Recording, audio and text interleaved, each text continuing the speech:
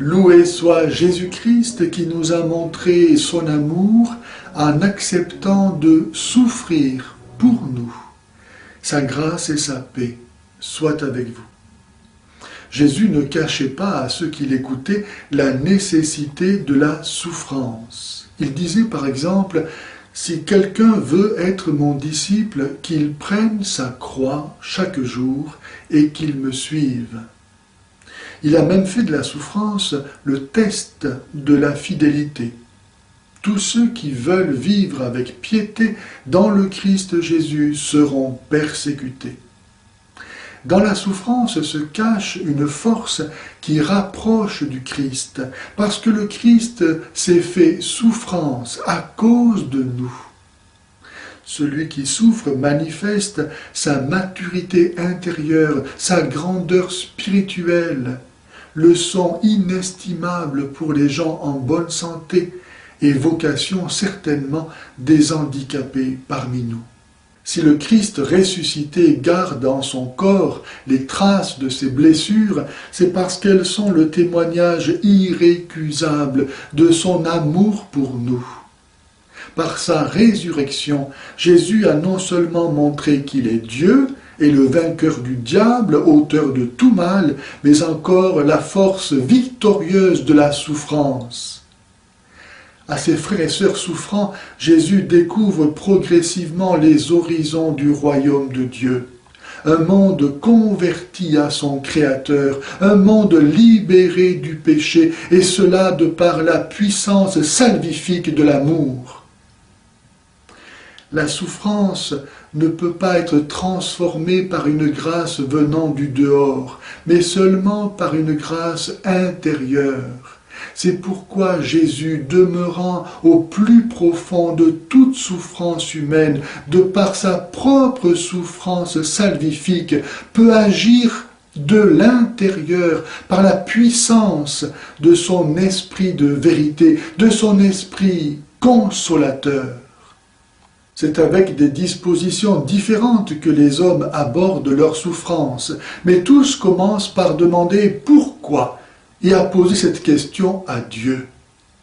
Mais quelle chose étonnante de réaliser que celui auquel nous posons cette question veut nous répondre du plus profond de sa propre souffrance, de sa croix.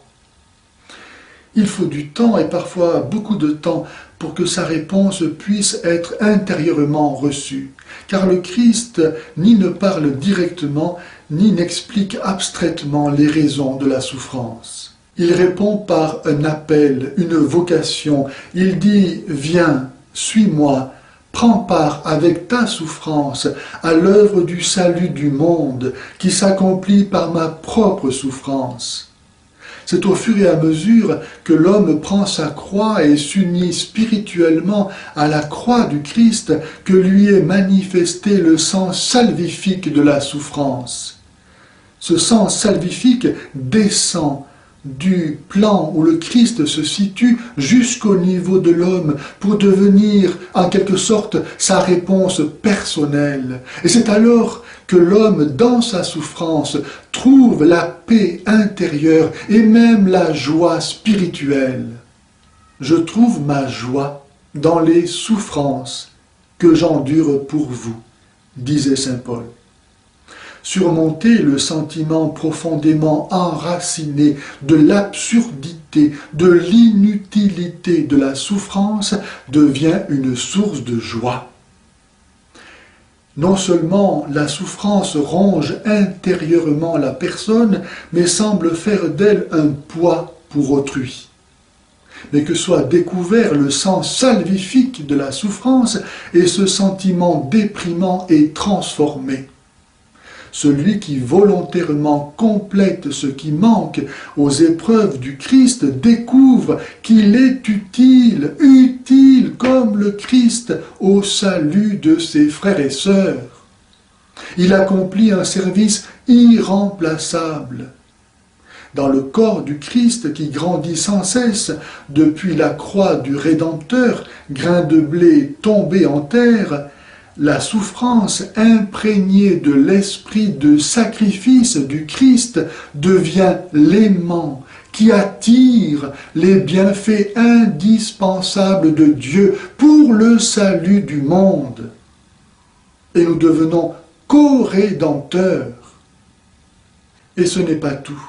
Le divin Rédempteur veut encore pénétrer dans l'âme de chaque personne qui souffre par l'amour du cœur douloureux et immaculé de sa très sainte mère, modèle des rachetés.